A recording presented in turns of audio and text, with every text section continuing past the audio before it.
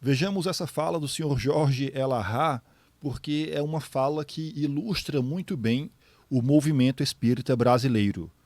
E é interessante observar a coincidência da resposta dele com o que foi dito pelo Haroldo Dutra naquele vídeo recente no qual nós fizemos aqui comentários a partir do estudo realizado pelo Haroldo Dutra Dias no seu canal Espiritualidade e Vida. Vejamos o que o Sr. Jorge diz. Deixa eu aprontar aqui a tela. Vamos lá. Alimentação é feita por sonda. Uma conhecida da família disse que recebe mensagens dela, confortando a família, dizendo que o espírito está lúcido, que só o corpo que padece. Só que ela recebe estas mensagens na casa dela e não no centro espírita. Seria aconselhável receber mensagens fora do centro? Deixa eu só contextualizar porque não pegou a pergunta do início, mas se trata de uma pessoa que encontra-se enferma, prostrada, portanto, e não consegue se comunicar, mas há alguém que alega trazer comunicações dessa pessoa, ou seja, comunicações da pessoa que encontra-se encarnada, beleza?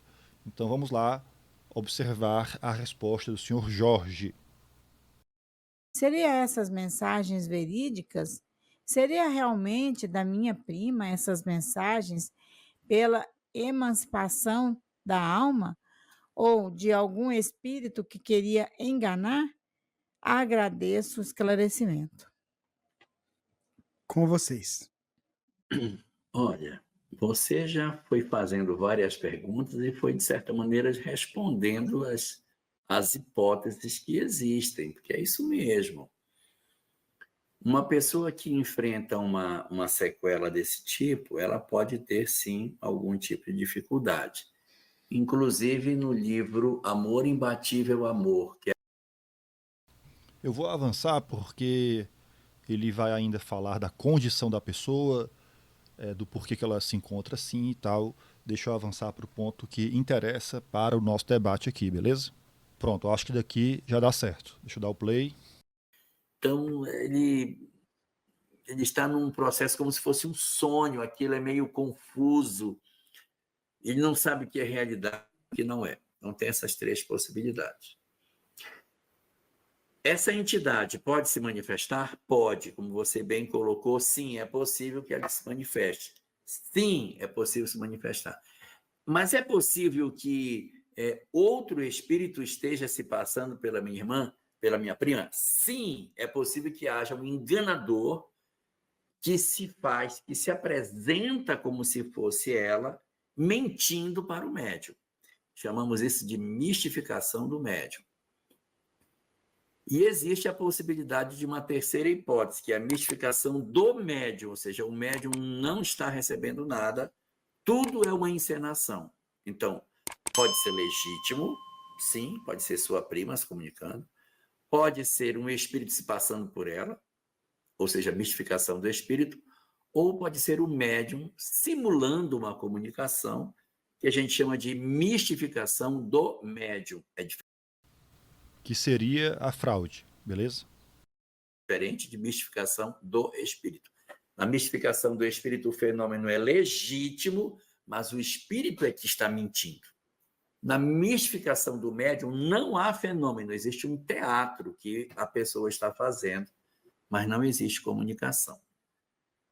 Daqui não dá para dizer para você se é uma coisa ou outra, só você que conhece sua prima, que sabe o que ela pensa, o que ela fala, o nome dos parentes, das pessoas desencarnadas que ela possa citar, para poder ter mais segurança se essa comunicação é legítima ou não.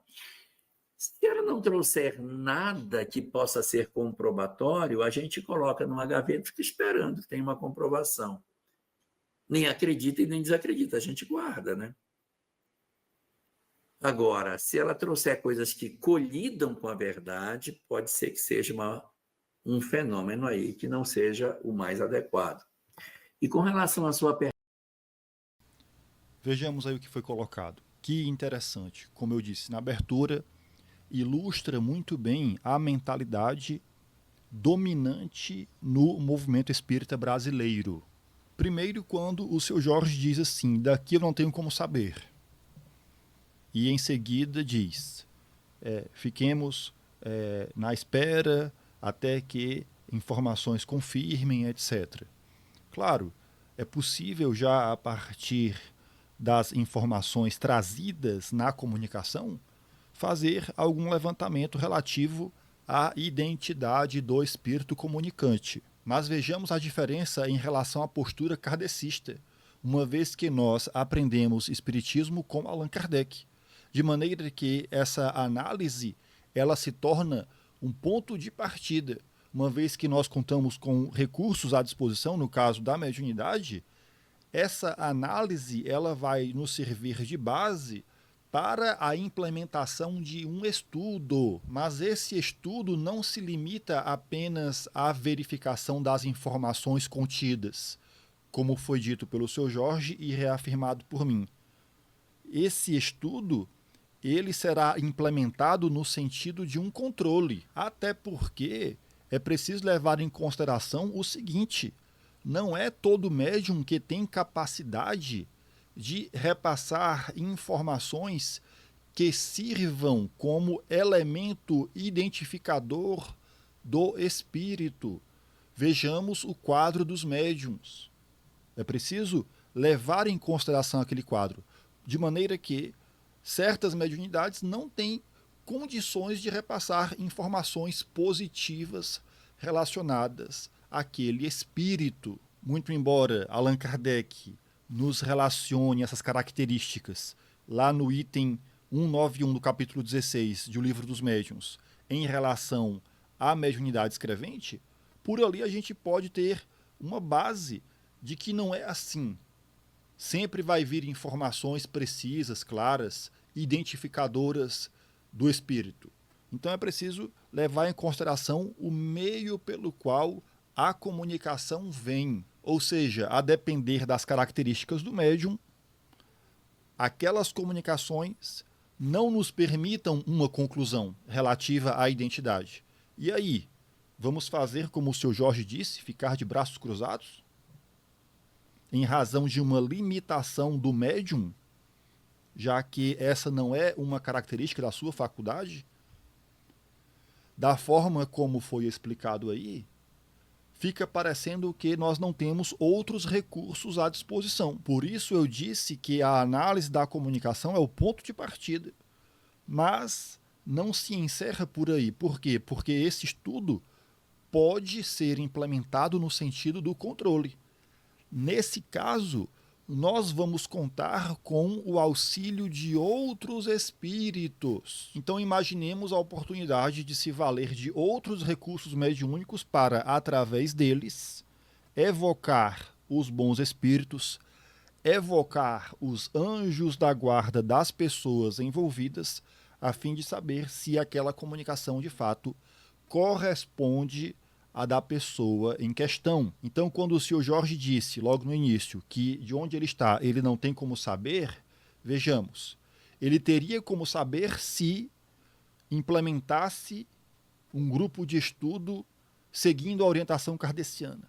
Ele teria como se utilizar do contato com os espíritos para poder controlar aquela comunicação. E isso se daria através das evocações, ou seja, através das questões formuladas, questões que poderiam, inclusive, nos permitir entender a situação em que a pessoa se encontra, por que ela se encontra daquele jeito. Aliás, a depender de quem seja o espírito, a própria pessoa poderia explicar a sua situação. A depender de quem seja o espírito, algumas questões poderiam ser respondidas por ele, poderiam ser respondidas pelos bons espíritos, enfim.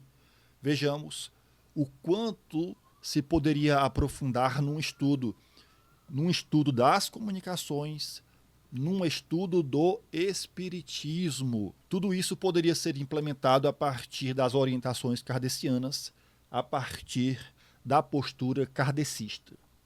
Mas vejamos o que o senhor Jorge continua a dizer, porque agora ele vai falar em relação à possibilidade de se receber comunicações em casa, ou seja, em qualquer outro lugar que não seja no centro espírita. Olha só.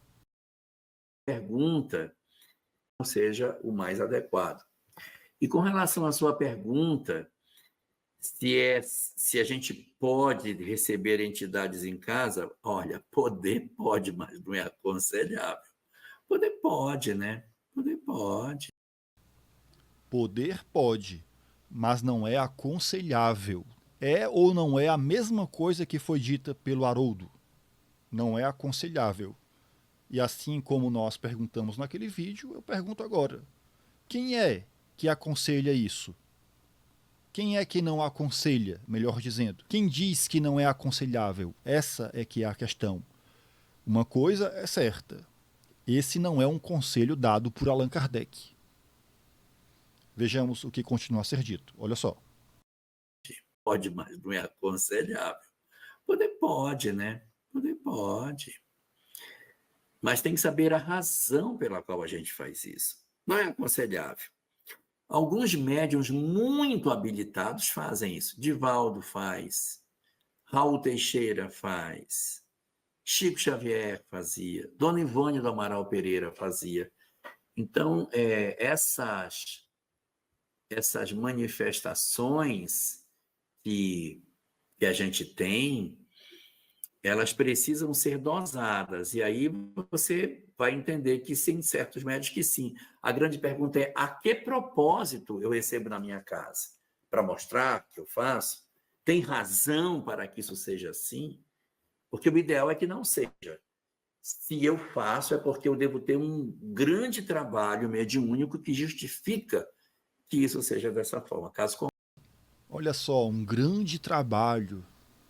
Então a mediunidade ela é sempre colocada a partir dessa perspectiva missionária, como se a nossa necessidade de obter consolo a partir do contato dos nossos entes queridos não fosse razão mais do que suficiente para isso. Mas da forma como o movimento espírita brasileiro foi doutrinado, uma motivação como essa, ela é colocada, ela é rotulada como sendo algo muito egoísta, porque você quer receber comunicações do seu ente querido, quando na prática a mediunidade deveria ser colocada apenas para serviço dos outros. Então, há esse rótulo a partir dessa ideia dominante de que se nós usamos a mediunidade para obter consolo, nós estamos fazendo um uso egoísta da faculdade mediúnica, porque afinal de contas é o socorro, é o serviço, caridade, etc. Mas espera aí, uma coisa não exclui a outra. Até porque uma coisa é evocar os bons espíritos, outra coisa é evocar espíritos maus, espíritos inferiores, como Allan Kardec nos fala lá no texto relativo ao desenvolvimento da mediunidade, beleza? Então voltemos para a fala do Sr. Jorge, vejamos o que ele continua a dizer. porque o ideal é que não seja. Se eu faço, é porque eu devo ter um grande trabalho mediúnico que justifica que isso seja dessa forma. Caso contrário, a gente olha com estranheza esse tipo de prática. Tá bom?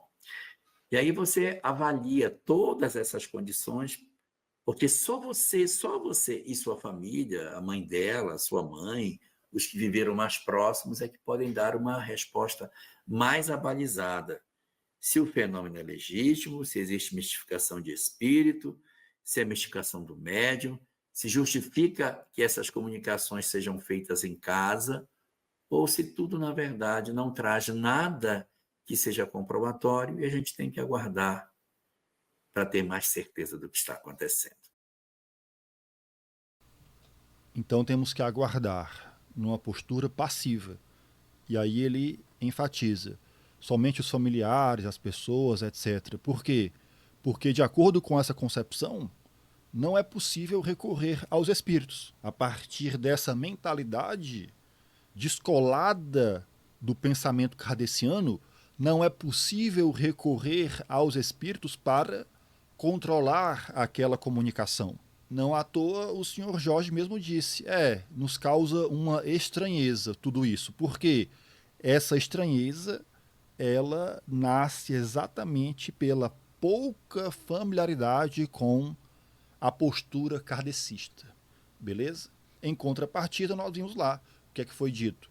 Divaldo sim, em razão de uma concepção religiosa que concede a alguns indivíduos, a partir de uma autoridade moral, a capacidade não, a oportunidade. Somente aqueles indivíduos são autorizados a partir dessa visão religiosa que, como nós estamos sempre repetindo aqui, parte de uma prática espírita que não coincide com o que nós encontramos nos textos de Allan Kardec, beleza?